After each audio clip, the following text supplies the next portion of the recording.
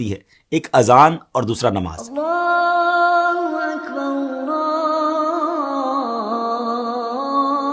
اکبر۔ جی ہاں، جب اذان ہوتی ہے تو شیطان کئی میل دور بھاگ جاتا ہے اور نماز تو اس کی ناک رگڑوا دیتی ہے، مگر ایسا بدبخت جو نماز اور اذان سے اتنی تکلیف محسوس کرتا ہو، اس نے ایک بار ایک بزرگ ہستی کو نماز کے لیے جگایا۔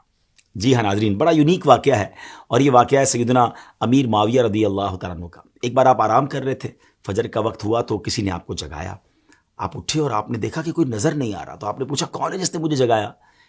تو آواز آئی کہ میں شیطان ہوں۔ تو آپ نے کہا اے بدبخت، تیرا کام تو نماز قضا کروانا ہے، تیرا کام تو اللہ رسول کے کاموں سے دور کرنا ہے، تو نے مجھے نماز کے لیے کیسے جگایا؟ اب شیطان نے بہانے بنانا شروع کیے کہ میں تو پہلے سے ہی نیک تھا، میں تو پہلے سے ہی نیکی کے کام کرتا ہوں، میں تو نماز کے لیے جگانا پسند کرتا ہوں، مگر آپ جانتے تھے کہ یہ شیطان مکار ہے اور یہ اس کا کوئی خاص وار ہے۔ اللہ والے تو شیطان کے واروں کو پہچان لیتے ہیں۔ تو آپ نے فرمایا کہ مجھے سچ بتاؤ کہ تم نے مجھے کیوں جگایا؟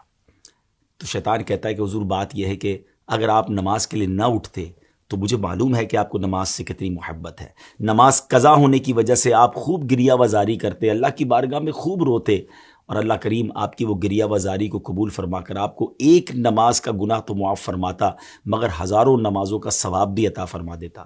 تو میں نہیں چاہتا کہ آپ کو ہزاروں نمازوں کا ثواب ملے، اس لیے میں نے آپ کو جگا دیا، کیونکہ میں مسلمانوں کا خیر خواہ نہیں، اور میں نہیں چاہتا کہ مسلمانوں کو زیادہ نیکیاں مل سکیں۔ پیارے اسلامی بھائیو، بظاہر تو یہ ایک واقعہ ہے، لیکن ہمارے لیے اس میں بڑا درس ہے، کیونکہ شیطان پہلے تو ہمیں نیکیاں کرنے نہیں دیتا، اچھا پھر ہم نیکیاں کرنے لگ جائیں تو وہ نیکیوں میں کمی کروانے کی کوشش کرتا ہے۔ آپ نے دیکھا ہوگا شروع میں بہت سارے لوگ جو نماز شروع کرتے ہیں تو سنت غیر موقدہ بھی پڑھتے ہیں، فرض بھی پڑھتے ہیں، نوافل بھی پڑھتے ہیں، لیکن آہستہ آہستہ پھر نوافل کم ہو جاتے ہیں، پھر ہم نے دیکھا کچھ لوگوں کی سنتیں کم ہو جاتی ہیں، اور ایک وقت آتا ہے کہ پھر نماز بھی چلی جاتی ہے۔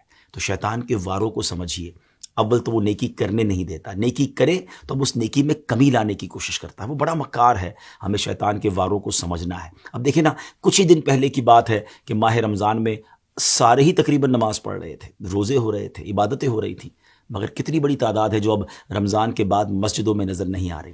ایسا لگتا ہے نا کہ شیطان اپنے واروں میں کامیاب ہو گیا۔ اسٹرانگ بنیے، ہم رمضان میں بھی اللہ کے بندے ہیں، ہم رمضان کے بعد بھی رب کے بندے ہیں۔ نماز صرف رمضان میں تو فرض نہیں ہے نا۔ کتنی عجیب بات ہے کہ ایک چاند دیکھ کر ہم مسجد کو آباد کر دیتے ہیں، اور ایک چاند دیکھ کر ہم مسجد کو ویران کر دیتے ہیں۔ آئیے ایک بار پھر مسجد سے رابطہ جوڑیے، شیطان کے واروں میں نہ آئیے، بلکہ شیطان کو پریکٹیکلی جواب دیجیے کہ ہم شیطان کے نہیں، ہم رحمان کے بندے ہیں۔ اللہ کرے دل میں اتر جائے۔